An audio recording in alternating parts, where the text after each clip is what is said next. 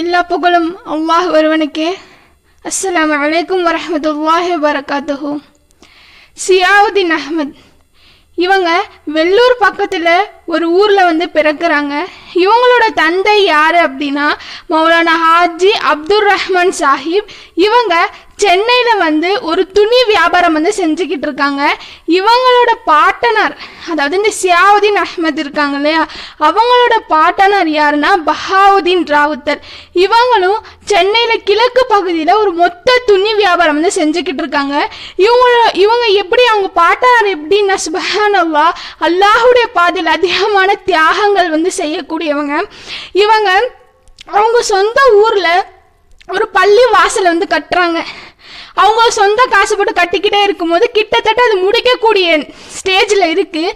அப்போ அவங்க அந்த ஊர் மக்கள் எல்லாரையும் கூப்பிட்டு சொல்கிறாங்க, இந்த மாதிரி இந்த பள்ளிவாசல் நான் அல்லாஹ்க்காக கட்டுறேன், ஆனால் இது ஃபுல்லாக நானே கட்டி முடிச்சிட்டேன் அப்படின்னா இது ஃபுல்லாக கட்டினது நான் தானே, எனக்கு பெருமை வந்துடும், அதனால் எனக்கு நன்மையும் குறைஞ்சிரும். அதனால் நீங்கள் உங்களால் முடிஞ்சதை கொடுத்து இந்த பள்ளிவாசலை கட்டினீங்கன்னா இந்த பள்ளிவாசலை கட்டினதுக்கான நன்மை உங்களுக்கும் வந்துக்கிட்டே இருக்கும் அப்படின்னு சொல்கிறாங்க.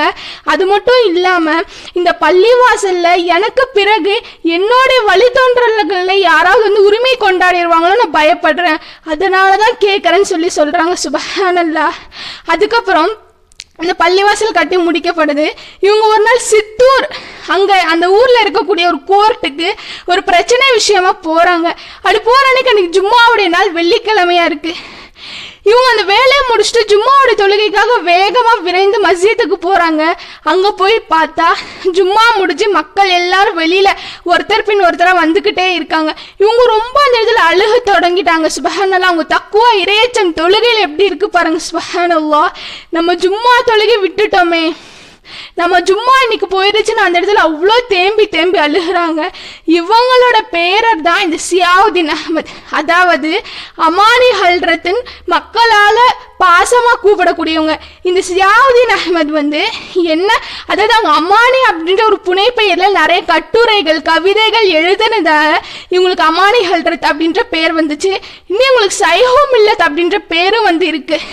இது எப்படின்னா காயிதே மில்லத் முஹம்மது இஸ்மாயில் சாஹிப் அவங்க 1958 லால்பேட்டையில் இருக்கக்கூடிய மன்பாவுல் அன்வாரி மதரசாவில் வச்சு இவங்களுக்கு அந்த ஒரு பட்டமளிப்பு விழாவில் வச்சு இவங்களுக்கு இந்த பட்டத்தை கொடுக்குறாங்க. இதனால இவங்களுக்கு ஷைஹு மில்லத் அப்படின்ற பேரு இருக்கு. இவங்க அரபி, ஃபாரிசி, உருது இந்த மொழியில ரொம்ப தேர்ச்சி பெற்றவங்களா இருக்காங்க இந்த அமானி ஹல்ரத். இவங்களோட வாலிப பருவத்தில் அவங்க சொந்த கடை, அந்த துணி கடையிலே தங்கி வேலை பார்த்துட்டு இருக்காங்க. அதுக்கப்புறம் இவங்க வெள்ளூர்ல இருக்கக்கூடிய பாக்கியத்து சாலிஹாத் அந்த மதரசாவில் சேர்ந்து அரபி, உருது, ஃபாரிசி மொழிகளை தேர்ச்சி பெற்றவங்களா இருக்காங்க. அந்த பள்ளி படிப்பை முடிச்சுட்டு அவங்க என்ன பண்றாங்கன்னா அவங்க சொந்த ஊர்லயே ஒரு சோடா கம்பெனியை ஸ்டார்ட் பண்ணி ரன் பண்ணிக்கிட்டு இருக்காங்க. அதுக்கப்புறம் இவங்க அவங்க படித்த அதே பாக்கியத்து சாலிஹாத் மதரசாவில் ஆசிரியராக போய் சேர்றாங்க. அந்த ஆசிரியரை சேர்ந்துக்கிட்டே அவங்க முத்தவல் அப்படின்ற படிப்பை படித்து முடிக்கிறாங்க. 21 வருஷம் அங்கேயே ஒர்க் பண்ணுறாங்க.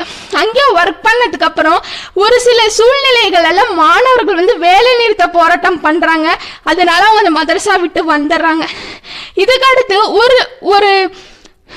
ஒருத்தர் என்ன பண்றாங்கன்னா தன்னுடைய மதரசாவில் அமானி ஹல்ரத்தை டீச்சரா கூப்பிடலான்னு சொல்லிட்டு அமானி ஹல்ரத்துடைய டீச்சர் இருப்பாங்க இல்லையா, அவங்க கிட்ட போய் இவங்களோட கேரக்டர்ஸை பத்தி விசாரிக்கிறாங்க. அப்ப அந்த டீச்சர் சொல்றாங்க, அந்த நரகவாசியை எக்காரணத்தை கொண்டு டீச்சரா போட்டுறாதீங்க அப்படின்னு சொல்றாங்க. இதை கேட்டோன்னு அமானி ஹல்ரத் சொல்றாங்க, அல்லாஹ் தஆலா என்ன அந்த நிலையை விட்டு பாதுகாப்பானாங்க. என்னுடைய அந்த டீச்சர் என்னை பத்தி அந்த வார்த்தையை சொல்லி இருக்கலாமே தவிர வேற இல்லை அப்படின்ற மாதிரி சொல்லி முடிச்சிடுறாங்க. அப்படி சொன்ன அந்த டீச்சர் வஃபாத்தப்போ அமானி ஹல்ரத் அவங்களுக்கு நன்றி கடன் செலுத்துற விதமா ஃபாரிசி மொழிகள்ல அவங்களுக்கு இரங்கல் பாட்டை பாடி அவங்களுக்கு அவங்க நன்றியை தெரிவிக்கிறாங்க. இவங்க ரொம்ப தேர்ச்சி பெற்றவங்களா இருக்காங்க. அதுக்கப்புறம் என்ன பண்றாங்க அப்படின்னா பொத்தக்குடியில் இருக்கக்கூடிய அன்னூர் முஹம்மதியா மதரசாவில் அசிஸ்டன்ட் பிரின்சிபலாக ஒர்க் பண்ணுறாங்க. அதுக்கப்புறம் 1945 இருந்து அவங்க வஃபாத் வரைக்குமே மன்பவுல் அன்வாரியா மதரசா இருக்கு இல்லையா வெள்ளூரில், லால்பேட்டையில், அங்கே போயிட்டு அவங்க பிரின்சிபலாக ஒர்க் பண்ணுறாங்க. அவங்க பிரின்சிபலாக ஒர்க் பண்ணக்கூடிய அந்த காலகட்டத்தில் தான் அந்த லால்பேட்டையில் இருக்கக்கூடிய அந்த மதரசா ஃபுல்லாகவே பெரிய பெரிய பில்டிங் உயர்த்துறது, அந்த மதரசா இருக்கக்கூடிய இடத்த விசாலப்படுத்துறது, இந்த மாதிரி நிறைய முயற்சிகள் வந்து அந்த மதரசாக்காக அவங்க போடுறாங்க. இவங்க அரபிக்கு இதுல மட்டும் இல்லாம விண்ணியல்ல வந்து ஆராய்ச்சி செய்யறது, நிறைய கட்டுரைகள் கவிதைகள் எழுதுறது, நிறைய தேர்ச்சி பெற்றிருக்காங்க. ரசூலுல்லாஹி ஸல்லல்லாஹு அலைஹி வஸல்லம் அவர்களை பத்தி இவங்க வந்து குல்ஷானே சீரத் அப்படின்ற வந்து ஒரு கவிதை அவங்கள ரசூல வரலாறு வந்து எழுதியிருக்காங்க. அந்த அவங்க படிச்சாங்க இல்லையா பாக்கியத்து சாலிஹத் மதரசா, அதை கட்டுனவங்க யாருன்னா மௌலானா அப்துல் வஹாப் சாஹிப். அவங்களுடைய வாழ்க்கை வரலாறு தமிழ்ல எழுதியிருப்பாங்க. ஃபாத்திமா ரலியல்லாஹு அன்ஹா அவர்களுடைய வாழ்க்கை வரலாறு உருதுல குல்சாரிஸ் ஃபாத்திமா அப்படின்னு சொல்லி எழுதியிருப்பாங்க. இது ஃபாத்திமா ரலியல்லாஹு வாழ்க்கை எழுதுறதுக்கு இவங்க கூட ஹெல்ப் பண்ணது யாருன்னா அவங்க ஒரு ஃப்ரெண்டு இருப்பாங்க. அப்போ ஒரு நாள் வந்து அவங்க ஃப்ரெண்டு வந்து கனவு காண்றாங்க ஃபாத்திமா ரலியல்லாஹு ரொம்ப சோகமா இருக்க மாதிரி. அதை வந்து பார்த்துட்டு வந்து அவங்க அமானி ஹல்ரத் கிட்ட அந்த ஃப்ரெண்டு சொல்றாங்க. அப்போ அமானி ஹல்ரத் விளக்குறாங்க, சுப்ஹானல்லாஹ், நாம எழுதின இந்த புத்தகத்தை ஃபாத்திமா ரலியல்லாஹு அன்ஹா அவங்க வந்து ஏத்துக்கிட்டாங்க. அவங்க சோகமா இருந்ததுக்கான காரணம் என்ன அப்படின்னா, இந்த புக்கு எதோட முடியுது அப்படின்னா அவங்களுடைய மகன் ஹுசைன் ரலியல்லாஹு அன்ஹு அவர்களுடைய வஃபாத்தோட முடியறனால அவங்க சோகமா இருந்தாங்க அப்படின்னு சொல்லி சொல்றாங்க. அப்படின்னு சொல்லி அவங்களுக்கு வந்து புரிய வைக்கிறாங்க. இதுக்கப்புறம் இவங்க நிறைய ஆராய்ச்சிகள் வந்து செய்யறாங்க. நிறைய அதாவது கவிதை எழுதுவாங்கல்ல, அந்த கவிஞர்களுக்கு இடையில நிறைய சண்டை, ஏதாவது வந்து கருத்து வேறுபாடு இருந்தா மக்கள் எல்லாம் அமானி ஹல்ரத்தை தேர்வு செஞ்சு அவங்கதான் நடுவர தீர்ப்பு வழங்க சொல்லுவாங்க. அந்த அளவுக்கு அவங்க நியாயமான தீர்ப்பை வந்து வழங்கக்கூடியவங்களா இருந்தாங்க. இவங்க நிறைய இடத்துல கிறிஸ்துவ பாதிரியார்கள் கிட்ட எல்லாம் வந்து பேசி இவங்க வந்து வென்று இருக்காங்க அப்படின்னு சொல்லி சொல்லப்படுது. இவங்க ஒரு நாள் இவங்களும் இவங்களோட ஃப்ரெண்டும் வெள்ளூர் கோட்டை மைதானம் இருக்கு இல்லையா, அந்த இடத்துல நடந்து போய்கிட்டு இருக்காங்க. அப்படி போகக்குள்ள ஒரு கிறிஸ்துவ பாதிரியார் வந்து உரையாற்றிட்டு இருக்காங்க மக்கள் கிட்ட. எப்படின்னா, மக்களே நீங்க இயேசுநாதரை வந்து வணங்குங்க.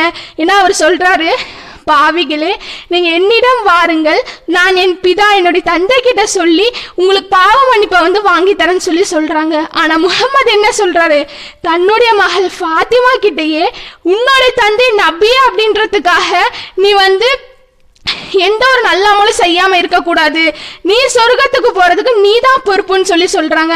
தன்னுடைய மகளையே பாதுகாக்க முடியாத முகம்மதால எப்படி மக்களை காப்பாத்துவாங்கன்னு சொல்லி சொல்றாங்க. இதை கேட்டவனே அமானி ஹல்ரத் மேடை ஏறி போய் அங்க இருக்கக்கூடியவங்க கிட்ட அனுமதி கேட்டு உரையாற்றுறாங்க. எப்படி சுப்ஹானல்லாஹ், அந்த மக்கள் கிட்ட சொல்றாங்க, உங்க முன்னாடி 2 டாக்டர் இருக்காங்க, நீங்க வச்சுக்கோங்க. எப்படி 2 டாக்டர் இருக்காங்க. அதுல ஒரு டாக்டர் என்ன சொல்றாங்கன்னா, நீ வந்து அவங்க மகன் கிட்ட சொல்றாங்க, நீ குடிக்க கூடாது, விபச்சாரம் செய்யக்கூடாது, எந்த கெட்ட பழக்கமும் செய்யக்கூடாது.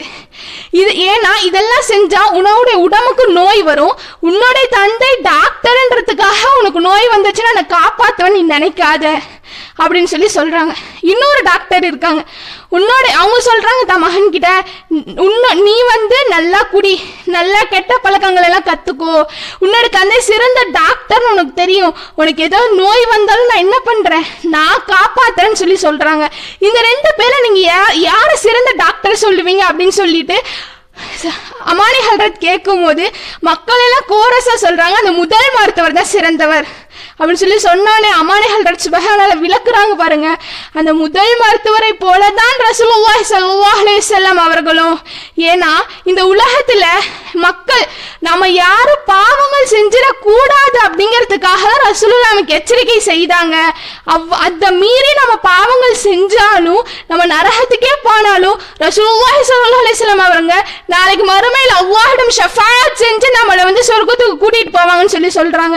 எப்படி அந்த டாக்டர் தன் மகன் வந்து வலி கெட்டுற கூடாதுன்னு சொன்னாலும் அவனுக்கு நோய் வந்தா அந்த டாக்டர் பார்த்துட்டு சும்மா இருந்துருவாங்களா? இல்ல, தன் மகனை காப்பாத்த தானே செய்வாங்க. அது போலதான் ரசூலுல்லாஹும் மக்கள் வழிகேட்டுல போயிடக்கூடாதுன்னு எச்சரிக்கை செய்யறாங்க. அப்படி நான் வழிகேட்டுல போய் நரகத்துக்கே போனாலும் ரசூலுல்லாஹ் ஷஃபாத் மூலியமா நம்மளை வந்து பாதுகாப்பாங்க அப்படின்னு சொல்லி அமானி ஹல்ரத் வந்து விளக்குறாங்க. இன்னும் எந்த அளவுக்குன்னு சொல்ல போனா அவங்க வந்து நிறைய இதை கேட்டானே அந்த கிறிஸ்துவ பாதிரியார் பதில் சொல்ல முடியாம அமைதியா உட்கார்ந்துருக்காங்க. அதுக்கப்புறம் அமானி ஹல்ரத் வந்து அந்த கிறிஸ்துவ பாதிரியார் கிட்ட நான் சில சந்தேகங்கள்ல வந்து உங்ககிட்ட கேட்கணும்னு சொல்லி வந்து கேட்கறாங்க. அப்படி கேட்டவனே அந்த கிறிஸ்துவ பாதிரியார் சுப்ஹானல்லாஹ் அந்த இடத்துல முஸ்லிமா ஈமான வந்து ஏற்றுக்கிறாங்க. இன்னும் இவங்க இப்படிதான் இருக்காங்களான்னா கிடையாது. அமானி ஹல்ரத் எல்லா துறைகளையும் சிறந்து வளர்ந்தாங்க, அரசியல்ல இருந்தாங்க, ஹிலாஃபத்துல சேர்ந்து பொதுமக்களுக்கு நிறைய சேவைகளை செஞ்சாங்க. அதாவது அமானி ஹல்ரத் இன்னும் அவங்களோட 2 நண்பர்கள் முகமது அலி சவுகத் அலின்னு 2 பேரு காங்கிரஸ் கட்சியில இருந்தாங்க. அதுக்கப்புறம் வந்து அவங்க என்ன பண்ணிடுறாங்கன்னா காங்கிரஸ் கட்சியில இருந்து வெளியில வந்து அவங்க வந்து முஸ்லீம் லீக் கட்சியில சேர்ந்துக்கிட்டாங்க அப்படின்னு வந்து சொல்லப்படுது. இவங்க நிறைய தேர்ச்சிகள் பெற்றவங்க. இவங்க ஒரு மனிதரை பார்த்தவுடனே இவங்க யாரு, இவங்க என்ன வியாபாரம் செய்யறாங்க எல்லாமே கணிச்சு சொல்லிடுவாங்களாம். அல்லாஹ் அவங்களுக்கு அந்த நியமத்தை கொடுத்துருக்கான். அப்ப ஒரு முகமது காசிம் அப்படின்றவங்க ஒரு மனிதரை கூட்டிட்டு வராங்க அமானி ஹல்ரத் கிட்ட. அப்ப அந்த காசிம் வந்து சொல்றாங்க இவங்க யாரு, இவங்க பேர் என்னன்னு சொல்லுங்கன்னு சொல்லி சொன்னோடனே அமானி ஹல்ரத் அந்த மனிதரை மேலேருந்து கீழே வரைக்கும் பார்த்துட்டு இவங்களோட பேர் அப்துல் கபூரா இருக்கலாம் அப்படின்னு சொல்லி சொல்றாங்க. சரி இவங்க என்ன வியாபாரம் செஞ்சுட்டு இருக்காங்க சொல்லுங்கன்னு அவங்க துணி வியாபாரம் செய்யறாங்க அப்படின்னு சொல்லி சொல்றாங்க. இல்ல அப்படின்னு சொன்னோடனே அவங்க மல்லிகை வியாபாரம் செய்வாங்கன்னு சொல்லி சொல்றாங்க. சுப்ஹானல்லாஹ், உண்மையிலே அந்த மனிதரோட பேர் அப்துல் கபூர் தான். அவங்களோட சொந்த தொழில் வந்து துணி வியாபாரம் செஞ்சுட்டு இருந்தாங்க. சைட்ல அவங்க நண்பருடைய மல்லிகை கடையில போய் வேலை பார்ப்பாங்க அப்படின்னு சொல்லி சொல்லப்படுது. அப்ப அந்த அமானி ஹல்ரத் சொல்றாங்க சுப்ஹானல்லாஹ், அல்லாஹ் இதுக்கு எனக்கு கொடுத்த மிகப்பெரிய நியமத்து. இதை நான் இந்த துன்யாக்காக வேஸ்ட் பண்ண மாட்டேன், தீனுடைய விஷயங்கள் அதிகமா நான் வந்து இதை யூஸ் பண்ணிப்பேன் அப்படின்னு சொல்லி சொல்றாங்க. இவங்க நிறைய ஆராய்ச்சிகள் செய்வாங்க. அப்படி ஆராய்ச்சி செஞ்சதுல தான் கரண்ட் இல்லைன்னா என்ன 2ல ஏதோ உன்னுடைய தொடர்பு மூலியமா கிணற்றுல இருந்து தண்ணீர் வரக்கூடிய ஒரு மெஷினை கண்டுபிடிக்கிறாங்க. அது எப்படின்னா கிணற்றுக்குள்ள நம்ம அந்த மெஷினை விட்ட உடனே அதுல இருக்கக்கூடிய பைப் மூலியமா தண்ணீர் வந்து நமக்கு வரும். இதை எப்படி மக்கள்லாம் சொல்றாங்கன்னா அமானி வாட்டர் டேப் அப்படின்ற பேர்ல வந்து பிரபலமாக்கிட்டு இருக்கு அப்படின்னு சொல்லி சொல்றாங்க.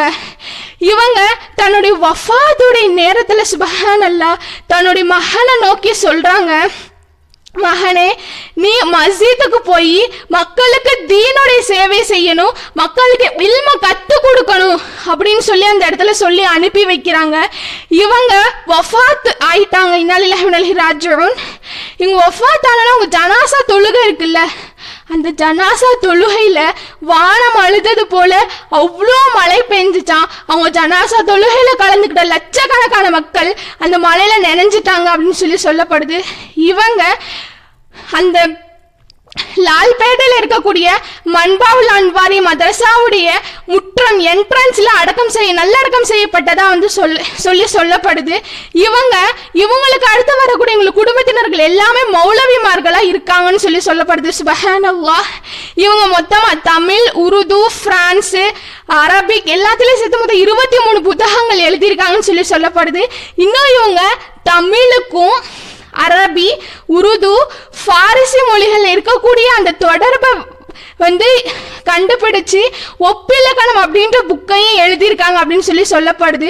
இவங்க தமிழ்நாடு மட்டும் இல்லாம ஸ்ரீலங்கா, தமிழ்நாடு ஃபுல்லா போய் மக்களுக்கு வந்து தீனுடைய சேவையை தீனை வந்து எத்தி வச்சிருக்காங்க. இன்னும் எவ்வளவு சொல்லப்படுறாங்க, இந்த நம்ம தமிழ்நாட்டுல அதிகமான மஸ்ஜிதுடைய கிப்லா இதுதான் அமைச்சு கொடுத்த பெருமையும் அமானி ஹல்ரத்துக்கு தான் சேரும்னு சொல்லி சொல்லப்படுறாங்க. எனவே இன்ஷா அல்லாஹ் அல்லாஹ் தஆலா நம்ம அனைவருக்கும் கொடுத்திருக்கும் தனித்திறமை அமானி ஹல்ரத் போல் நம்ம அதிகமாக தீனிலே செலவு செய்து மௌத் வரைக்கும் தீன ஹிதமத்தில் இருக்கக்கூடிய பாக்கியத்தை அல்லாஹ் தஆலா நம்ம அனைவருக்கும் தந்தருள் புரிவானாக. ஆமீன். வாஹிர் தஅவானா அல்ஹம்துலில்லாஹி ரப்பில் ஆலமீன். அஸ்ஸலாமு அலைக்கும் வரஹ்மத்துல்லாஹி வபரகாத்துஹு.